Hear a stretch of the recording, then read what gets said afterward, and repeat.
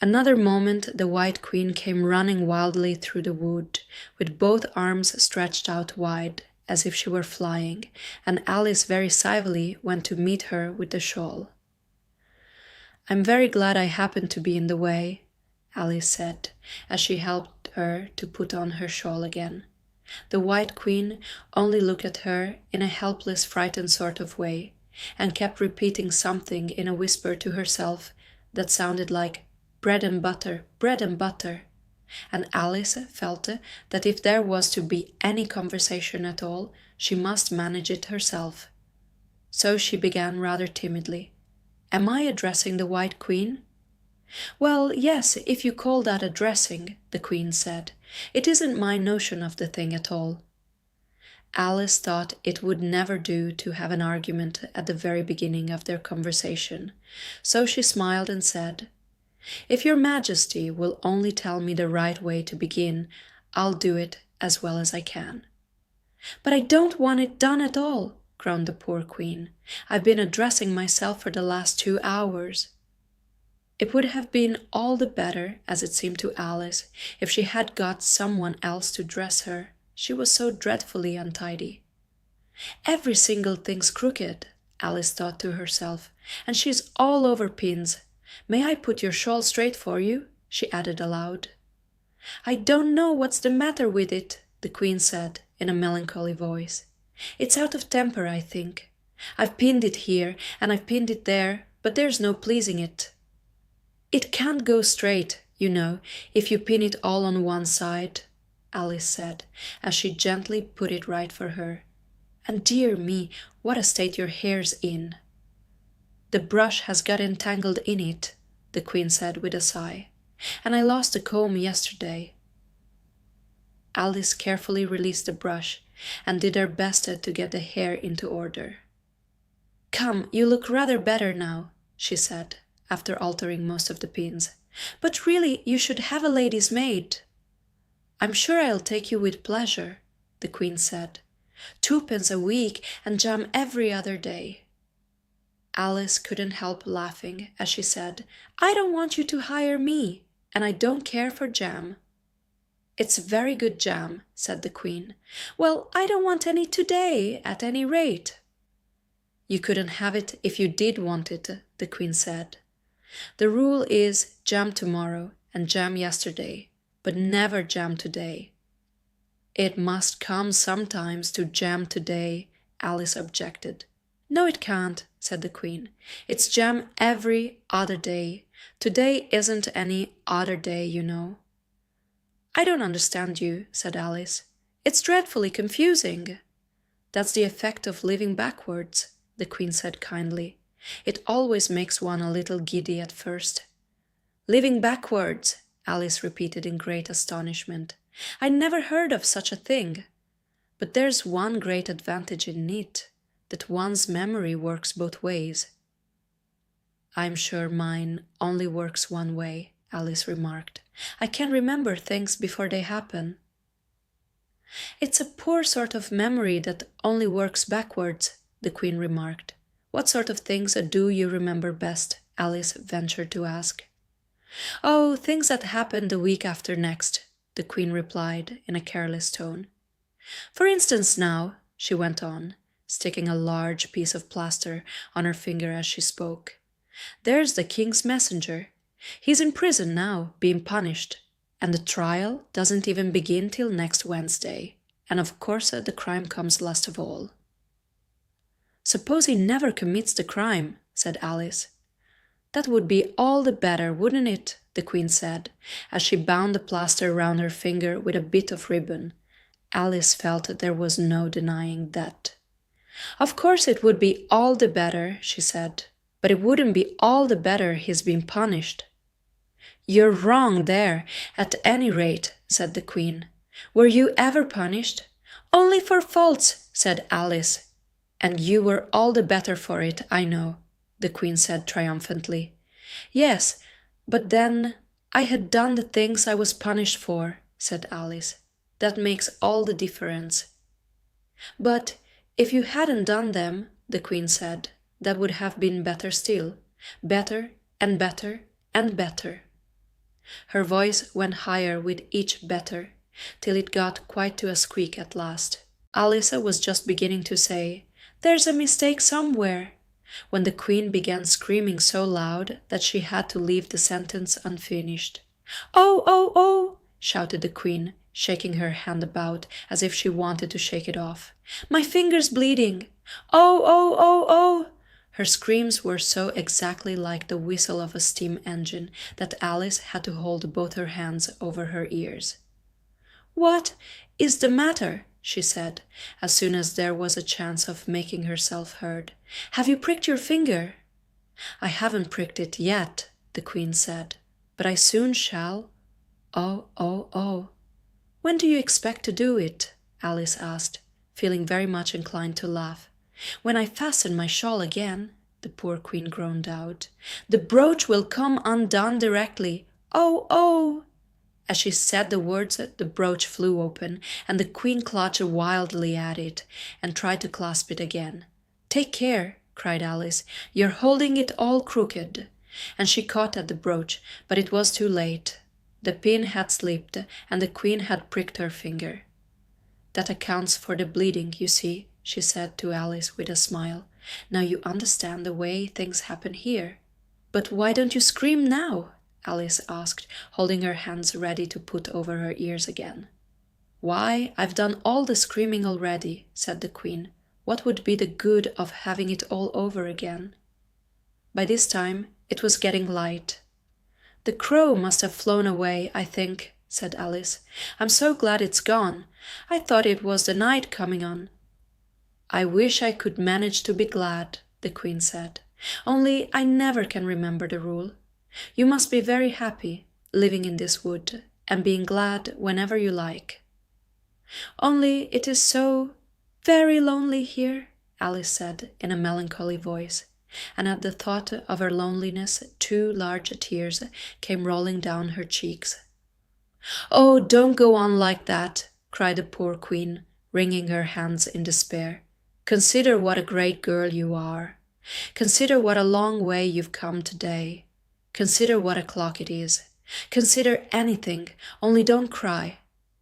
Alice could not help laughing at this, even in the midst of her tears. "Can you keep from crying by considering things?" she asked. "That's the way it's done," the Queen said with great decision. "Nobody can do 2 things at once, you know. Let's consider your age to begin with. How old are you?" "I'm 7½ exactly." "You needn't say exactually," the Queen remarked. "I can believe it without that. Now I'll give you something to believe. I'm just a 101, 5 months and a day." "I can believe that," said Alice. "Can you?" the Queen said in a pitying tone. "Try again. Draw a long breath and shut your eyes." Alice laughed. "There's no use trying," she said. "One can't believe impossible things." "I dare say you haven't had much practice," said the Queen. "When I was your age, I always did it for half an hour a day. Why, sometimes I've believed as many as 6 impossible things before breakfast. There goes the shawl again." The brooch had come undone as she spoke, and a sudden gust of wind blew the Queen's shawl across a little brook.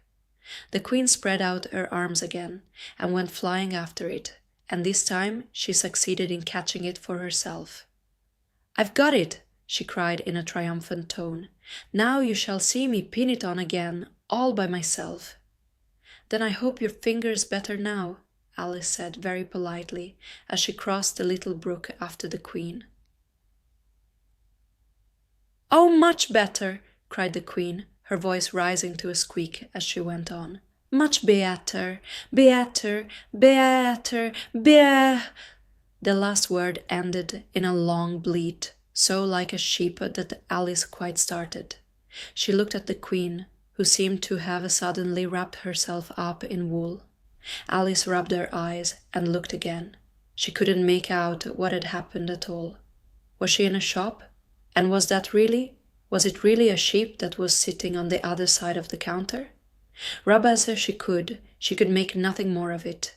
She was in a little dark shop, leaning with her elbows on the counter, and opposite to her was an old sheep sitting in an armchair knitting, and every now and then leaving off to look at her through a great pair of spectacles. "What is it you want to buy?"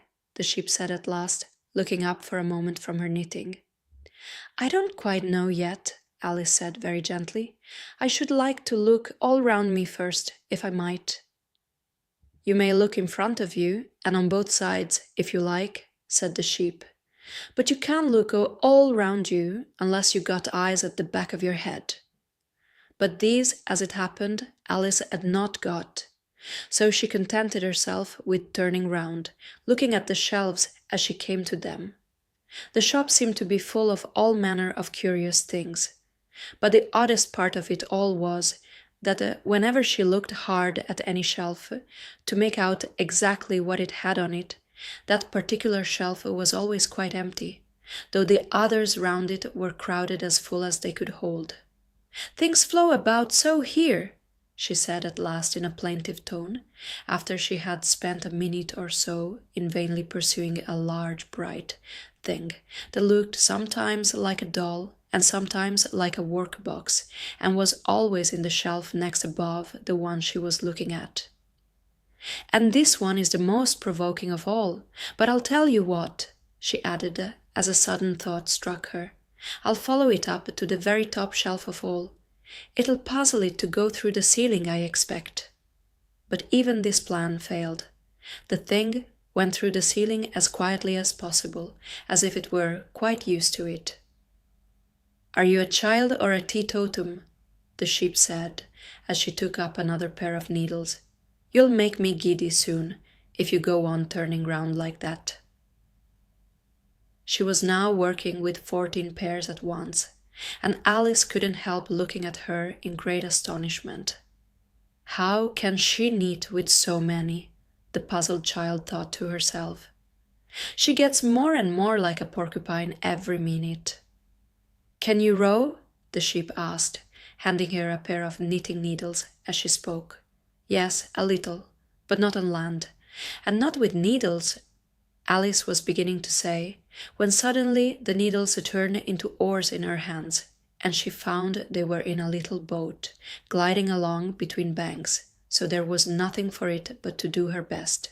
"Feather!" cried the sheep, as she took up another pair of needles. This didn't sound like a remark that needed any answer, so Alice said nothing, but pulled away.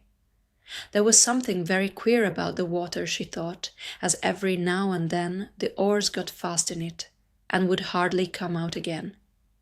"Feather! Feather!" the sheep cried again, taking more needles. "You'll be catching a crab directly." "A dear little crab," thought Alice. "I should like that." "Didn't you hear me say feather?" the sheep cried angrily, taking up quite a bunch of needles. "Indeed I did," said Alice. "You've said it very often and very loud. Please, where are the crabs?" "In the water, of course," said the sheep, sticking some of the needles into her hair, as her hands were full. "Feather, I say." "Why do you say feather so often?" Alice asked at last, rather vexed. "I'm not a bird." "You are," said the sheep. "You're a little goose." This offended Alice a little, so there was no more conversation for a minute or two, while the boat glided gently on, sometimes among beds of weeds, which made the oars stick fast in the water worse than ever, and sometimes under trees, but always with the same tall river banks frowning over their heads. "Oh, please! There are some scented rushes!" Alice cried, in a sudden transport of delight. "There really are, and such beauties!" "You needn't say please to me about 'em," the sheep said, without looking up from her knitting. "I didn't put 'em there, and I'm not going to take 'em away." "No, but I meant, please, may we wait and pick some?" Alice pleaded. "If you don't mind stopping the boat for a minute." "How am I to stop it?" said the sheep. "If you leave off rowing, it'll stop of itself." So the boat was left to drift down the stream as it would, till it glided gently in among the waving rushes. And then the little sleeves were carefully rolled up, and the little arms were plunged in elbow deep to get the rushes a good long way down before breaking them off. And for a while Alice forgot all about the sheep and the knitting as she bent over the side of the boat with just the ends of her tangled hair dipping into the water, while with bright, eager eyes she caught at one bunch after another of the darling scented rushes. "I only hope the boat won't tipple over," she said to herself. "Oh, what a lovely one, only I couldn't quite reach it." And it certainly did seem a little provoking, almost as if it happened on purpose, she thought, that though she managed to pick plenty of beautiful rushes as the boat glided by, there was always a more lovely one that she couldn't reach. "The prettiest are always further," she said at last, with a sigh at the obstinacy of the rushes in growing so far off, as, with flushed cheeks and dripping hair and hands, she scrambled back into her place and began to arrange her new-found treasures. What mattered it to her just then that the rushes had begun to fade and to lose all their scent and beauty from the very moment that she picked them? Even real scented rushes, you know, last only a very little while, and these, being dream rushes, melted away almost like snow as they lay in heaps at her feet. But Alice hardly noticed this. There were so many other curious things to think about. They hadn't gone much farther before the blade of one of the oars got fast in the water and wouldn't come out again. So Alice explained it afterwards. And the consequence was that the handle of it caught her under the chin, and in spite of a series of little shrieks of "Oh, oh, oh!" from poor Alice, it swept her straight off the seat and down among the heap of rushes. However, she wasn't hurt, and was soon up again. The sheep went on with her knitting all the while, just as if nothing had happened. "That was a nice crab you caught," she remarked, as Alice got back into her place, very much relieved to find herself still in the boat. "Was it? I didn't see it," said Alice, peeping cautiously over the side of the boat into the dark water. "I wish it hadn't let go. I should so like to see a little crab to take home with me." But the sheep only laughed scornfully and went on with her knitting. "Are there many crabs here?" said Alice. "Crabs! And all sorts of things," said the sheep. "Plenty of choice. Only make up your mind. Now, what do you want to buy?" "To buy?" Alice echoed in a tone that was half astonished and half frightened, for the oars and the boat and the river had vanished all in a moment, and she was back again in the little dark shop. "I should like to buy an egg, please," she said timidly. "How do you sell them?" "5 pence farthing for one, 2 pence for two," the sheep replied. "Then 2 are cheaper than 1? Alice said in a surprised tone, taking out her purse. "Only you must eat them both if you buy 2, said the sheep. "Then I'll have 1, please," said Alice, as she put the money down on the counter. For she thought to herself, they mightn't be at all nice, you know. The sheep took the money and put it away in a box. Then she said, "I never put things into people's hands. That would never do. You must get it for yourself." And so saying, she went off to the other end of the shop and set the egg upright on a shelf. "I wonder why it wouldn't do," thought Alice as she groped her way among the table and chairs, for the shop was very dark towards the end. "The egg seems to get further away the more I walk towards it. Let me see, is this a chair? Why, it's got branches, I declare. How very odd to find trees growing here. And actually, here's a little brook. Well, this is the very queerest shop I ever saw." So she went on, wondering more and more at every step, as everything turned into a tree the moment she came up to it, and she quite expected the egg to do the same.